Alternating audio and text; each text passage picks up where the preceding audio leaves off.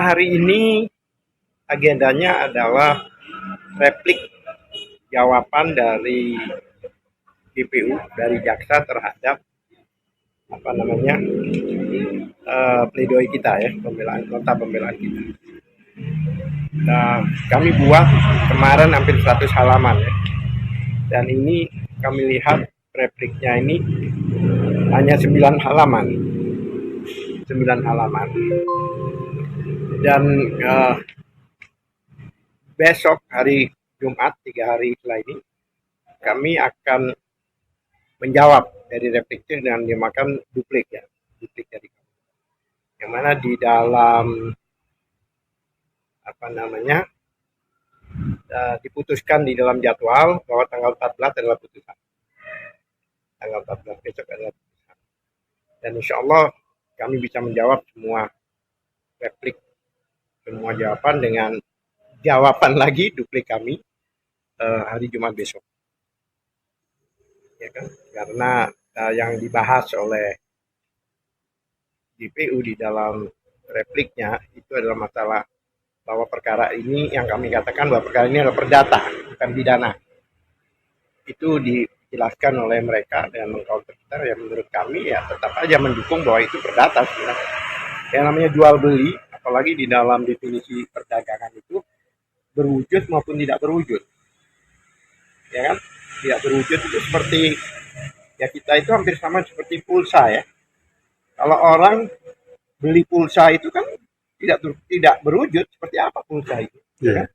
Kalau kita top up pulsa ya, pulsa baik dari pusat ya maupun dari PLN. Ya, PLN. Jadi menurut kami bahwa tetap kami katakan bahwa itu adalah perdagangan normal sehingga bukan ranah pidana. Bagaimana? Berarti tanggal 7 itu nanti jawaban dari kejaksaan, tanggal 14 baru keputusan dari hakim. Iya, keputusan dari hakim. Insya Allah kalau kita dimenangkan, ya bebas. Tapi yang jelas kalau emang ada bebas, itu jaksa langsung kasasi, bukan banding. Jaksa kasasi. Dalam pidana itu jika bebas murni, maka jaksa kasasi. Tapi jika kita mungkin tidak diuntungkan dalam arti dipersalahkan, ada langkah hukum lanjutan yang disebut banding. Jadi kalau kita yang dikalahkan dalam arti dihukum, banding. Tapi kalau bebas tanpa banding, langsung kasasi. Ya kan? Dan saya yakin, insya Allah, seyakin-yakinnya bahwa kita tidak bisa mendahului Allah Subhanahu Wa Taala. Tapi dengan banyaknya orang terdolimi, ya kan, yang dirugikan, insya Allah ya banyaklah doa yang akan diterima oleh Allah. Itu dugaan saya. Masa sekian 57.000 orang ini tidak ada yang tembus doanya. Insya Allah ada yang tembus, ya kan? Satu saja atau dua saja yang sama Allah diterima doanya, insya Allah kita bisa membebaskan para terdakwa. Terus kenapa menurut Bapak replik JPU itu hanya 9 halaman ya? Indikasinya mungkin bisa ya memang kita ada 9 pertimbangan hukum dan pertimbangan yuridis kita, 9 poin, tapi yang tahu sendiri ya bahwa 9 poin itu hampir 10 sampai 15 halaman kita menjelaskan. Tapi kalau saya lihat tadi rata-rata ya paling banyak tidak sampai 1 halaman. Mereka mengatakan bahwa kita tidak benar. Ya memang gimana juga jaksa memang harus menjawab. Gitu. Kalau nanti seandainya memang kasasi itu berarti itu tetap di dalam. Prosesnya berapa lama lagi? Kalau bebas murni, posisi para terdakwa di luar. Walaupun proses itu tetap jalan. Tapi memang kalau SOP dari kejaksaan itu kalau ada putusan di bawah 2/3 biasanya mereka diharuskan. Kalau replik itu memang setiap JPU itu tipis atau kebanyakan tebal, Pak? Tadi 9 halaman ya. Hanya 9 halaman. Kalau kami kan ada yang 100 halaman, kemudian ada satu rekan kami yang dari terdakwa yang lain yang sampai 125 halaman ya. Kalau dari sidang-sidang pada umumnya untuk JPU Ya, membuat ya, replika ya tergantung ya. Kami hanya memberi gambaran bahwa yang 100 halaman pledoi kami itu dijawab hanya dengan 9 halaman itu aja. Iya, iya. 9 halaman. Apakah Ini bukan menandakan masalah halaman. JPU itu tidak paham tentang Sebenarnya kalau kami pelajari selama ini ya, saya pertama-tama juga tidak ngerti kripto itu. Ternyata kripto itu memang tidak ada larangan. Bahkan Ya. sejak mereka ditahan itu kan banyak sekarang kripto-kripto baru kan, Iya. sampai diiklanin di mana-mana dan Betul. sebagainya kan. Bahkan market Iya. market luar negeri aja Lah, bisa kalau seandainya ya kita dianggap piramida, melanggar hukum, berarti semua kripto yang ada di dunia ini harus dihentikan. Iya. Iya kan?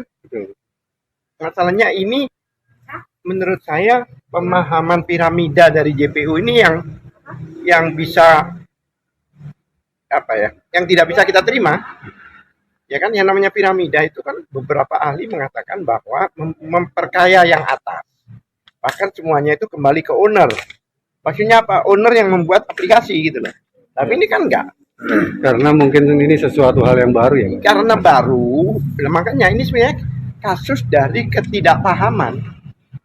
Gila, karena tidak paham melihat orang-orang kok begitu bisa dengan bermain aplikasi, dengan menggunakan aplikasi ini bisa kaya dengan cepat, sehingga timbul kecurigaan seperti ya kalau itu ASN ya mungkin lah, kalau tiba-tiba dia masuk pegawai negeri biasa-biasa kok juga kaya raya, ya itu masuk akal karena ada ukuran. Nah, ini kan tidak. Ini memang ada aplikasi yang bisa membuat mereka mendapatkan hasil berlipat-lipat. Apalagi Pak Aye bermain kripto itu kan pada zamannya pada waktu itu belum pada ngerti ya. Sebenarnya Pak Aye ini sudah berduit, sudah kaya sebelum dia menciptakan edisi cash. Ya. Dia kan bermain kripto ini kan kripto yang terbuka universal sejak 2016. 2016. Ya kan? Ya. 2016. Nah, kemudian begitu dia bermain sendiri kan 2016. Oleh sebab itu begitu dia ada keuntungan besar dan sebagainya, kemudian dia berpikir dia ciptakanlah satu aplikasi, yang aplikasi itu marketnya adalah market komunitas yang berdasarkan kesepakatan. Jadi tidak fluktuasi ya. Harganya itu tetap. Ya kan? Harganya itu tetap.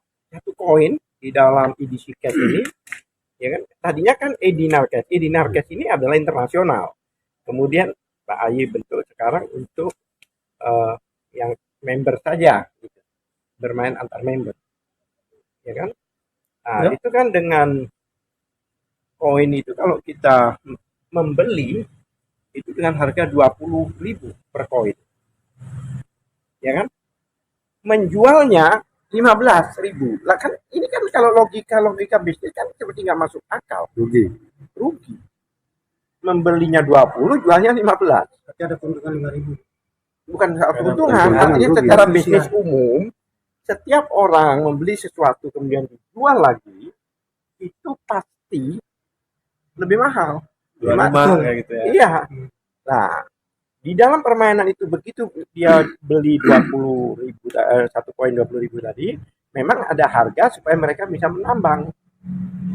Yaitu dengan harga artinya yang dibelikan koin itu adalah 4 juta. Karena 20.000 jadi dapat 200 koin. Betul. Ya kan? Nah, mekanisme jual beli ini memang ada semacam apa istilahnya itu fee ya. Fee dari yang dibeli itu adalah 700. Sebenarnya orang mendaftar itu bayarnya 5 juta. 700 untuk fee-nya, ya kan? Fee dari yang jual tadi, ya kan? Kemudian 300 untuk cloud. Itu sesuatu hal yang wajar ya, Pak? Bukan wajar lagi kalau kita hitung. Ya kan? Kalau dia mau menjual lagi harganya 15. Kalau 200 koin dengan harga 15 itu cuma 3 juta. Ruginya dia kalau dihitung. Kalau dia hanya dapat 700, kemudian dia rugi 3 juta 1 juta, kan berarti rugi. Maksudnya jadi artinya kan itu kan per bulan menambah itu kan dapat 15%. Belinya 20, jualnya 15. Tapi ada keuntungan 5.000. bukan soal keuntungan, keuntungan, artinya rugi. secara bisnis umum, setiap orang membeli sesuatu kemudian dijual lagi, itu pasti lebih mahal. Jual Lima- rumah Betul. kayak gitu ya. Iya. Nah, di dalam permainan itu begitu dia beli 20.000 satu koin 20.000 tadi, memang ada harga supaya mereka bisa menambang. Yaitu dengan harga artinya yang dibelikan koin itu adalah 4 juta. Karena 20.000 jadi dapat 200 koin. Betul. Tapi ya kan, nah, mekanisme jual beli ini memang ada semacam apa istilahnya itu fee ya. Fee dari yang dibeli itu adalah 700. Sebenarnya kalau orang mendaftar itu bayarnya 5 juta. 700 untuk fee-nya, ya kan? Fee dari yang jual tadi, ya kan? Kemudian 300 untuk cloud. Itu sesuatu hal yang Itu wajar ya, Pak? bukan wajar lagi kalau kita hitung, ya kan? Kalau dia mau menjual lagi harganya 15, kalau 200 koin dengan harga 15 itu cuma 3 juta ruginya dia kalau dihitung. Betul. Kalau dia hanya dapat 700, kemudian dia rugi 3 juta 1 juta, kan berarti rugi. Maksudnya Jadi artinya kan itu kan per bulan menambah itu kan dapat 15%. Yang dijual hasilnya Pak ya. Satu bulan 15%. Ya kan? Padahal pada waktu dia menjual, dia rugi dong 5%. Jadi 15% itu nggak ada artinya. Ya kan? Berarti kan masih ada 10% kan?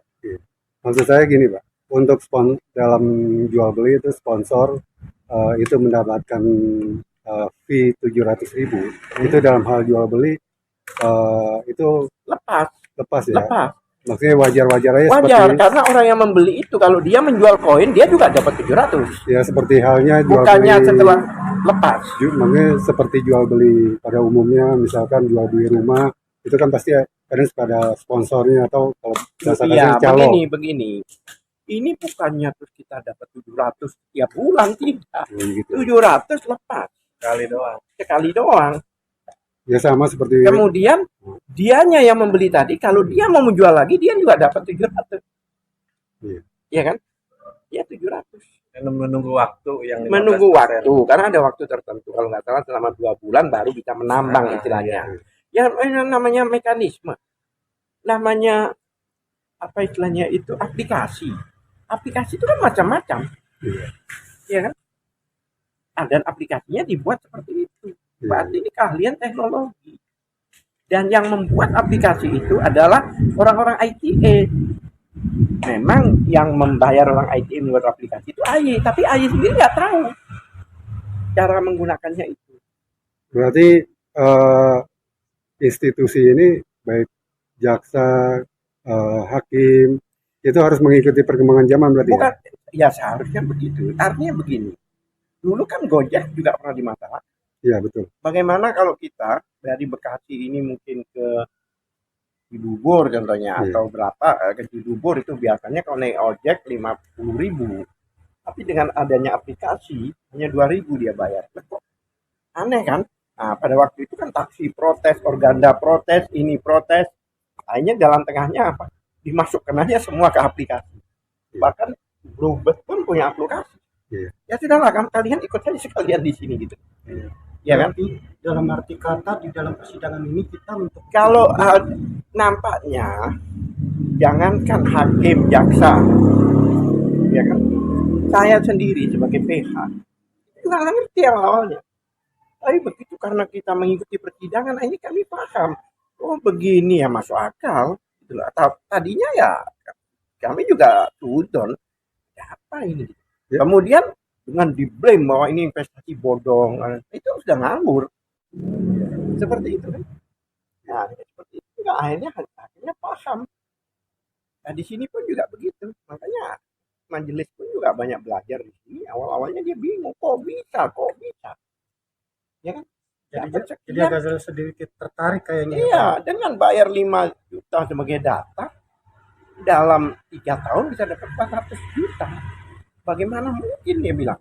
Tapi begitu mengikuti, akhirnya sama-sama belajar, baik saya maupun majelis hakim jadi paham. Nah sekarang masalahnya, kalau ada orang yang bilang dirugikan, kemudian ada yang bilang diuntungkan. Ya sekarang kita lihat berapa yang diuntungkan, berapa yang dirugikan. Lalu dia bilang saya dirugikan, kenapa tidak melapor? Ya kan, faktanya orang yang datang itu bilang dirugikan, tapi tidak melapor. Sedangkan yang melapor ternyata hanya satu orang. Satu orang tuh Pak ya. Satu orang. Masa satu orang ini paling benar? Semuanya 57.000 di Indonesia salah. Ya, ini kan logika kebalik. Iya. Kemarin diklaim seolah-olah 57.000 itu adalah mereka. Faktanya perwakilannya ratusan orang tiap kali sidang ada di situ. Taman. Ya kan? Ya kan? Jadi kalau logika berpikir itu kan, oh ini berarti yang salah, oh ini yang salah. Contohnya ya sederhana, ini nggak ada hubungan sama itu. Kita bicara pelajaran di kelas. Gitu ya. Pelajaran di kelas. Jika yang tidak bisa itu 1-2 orang murid, berarti muridnya yang salah. Iya. Betul. Tapi kalau semuanya tidak bisa, berarti gurunya yang salah. Betul. Ya kan? Iya. Ya yang besar itu adalah yang benar. Begitu pula ini. 57 bilang diuntungkan. Satu orang bilang dirugikan. Kenapa hakim harus mempertahankan satu orang ini? Iya betul. Itu pertanyaan saya. Ya kan kalau emang harus membela ini kan timbul pertanyaan, ada apa? Kan begitu. Ya kan? Begitu. Nah, itu logika berpikir yang sederhana. Terima kasih Pak Ya. atas Terima kasih, Pak. resumenya.